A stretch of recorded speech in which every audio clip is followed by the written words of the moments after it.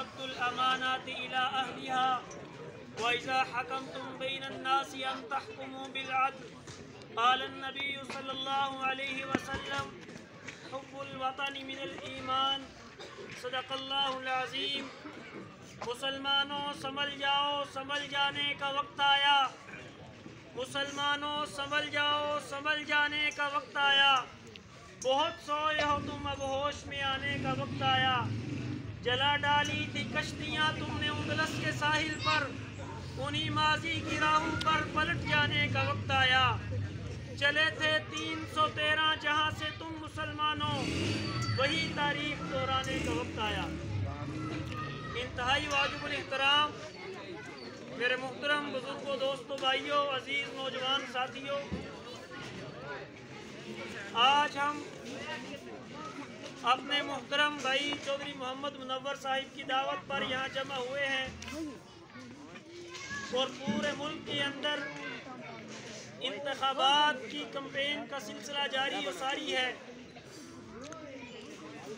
وقت کافی ہو چکا ہے، میں انتہائی مختصر الفاظ میں آپ کے سامنے اپنا جب مارز وجود میں آیا تو بنیادی طور پر 3 نظریے بتلائے جاتے ہیں۔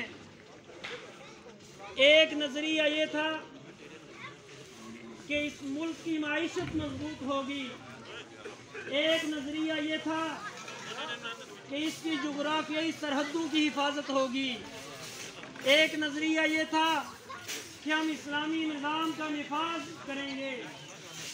لیکن افسوس ہے کہ آج تک ہماری قوم، ہماری عوام اس بہتر معیشت کو بھی ترس رہی ہے۔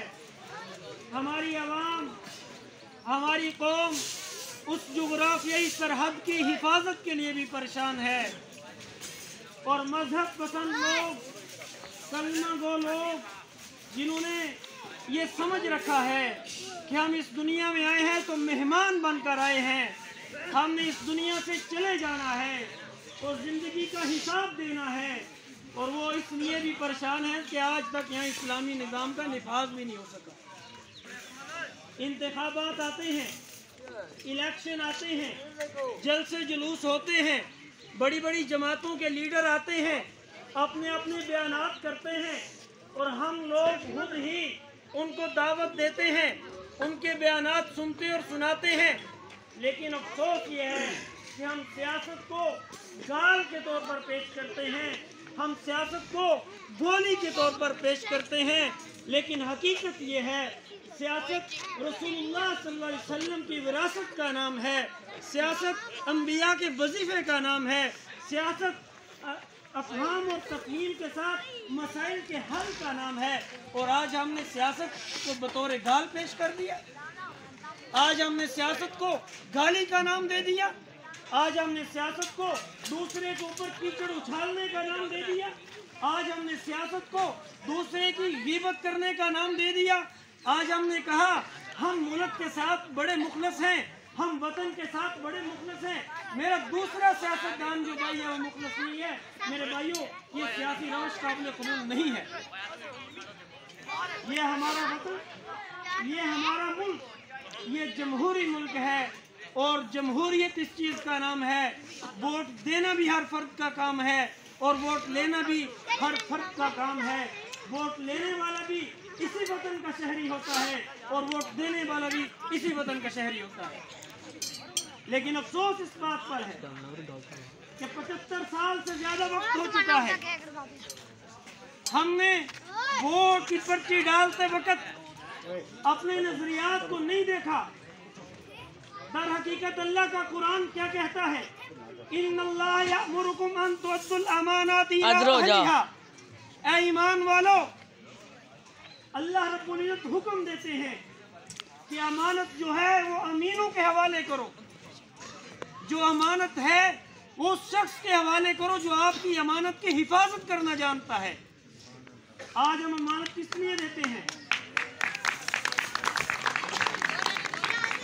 آج ہمارا نظریہ کیا ہے کہ بھائی فلاں شخص نے فلاں وقت میں میرا ایک ناجائز کام تھانے اور کچہری کا کیا تھا، میں نے اس کو ووٹ دینا ہے۔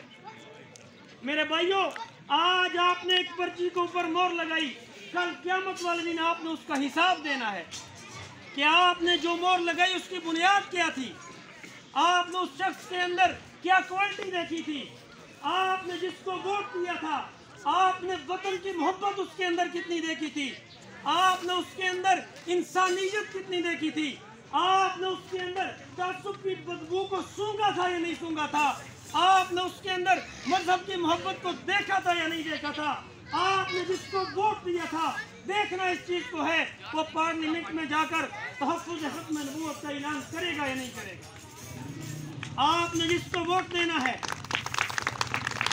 आपने जिसको वोट देना है, आपने देखना यह है कि रसूलुल्लाह सल्लल्लाहु अलैहि वसल्लम की नमूस के तहफ़्फ़ुज़ के लिए वो बयान देगा या नहीं देगा, वो खड़ा होगा या नहीं होगा, वो सहाबा और अहले बैत की इज्जत और नमूस के तहफ़्फ़ुज़ के लिए खड़ा होगा या नहीं होगा। अगर आप ये नहीं देखते, अगर आप ये नहीं सोचते, तो खुदा की कसम 8 फरवरी से पहले अपने ज़मीर के दरवाजे पर दस्तक देकर सोचना कहीं हम गलती पर तो नहीं खड़े।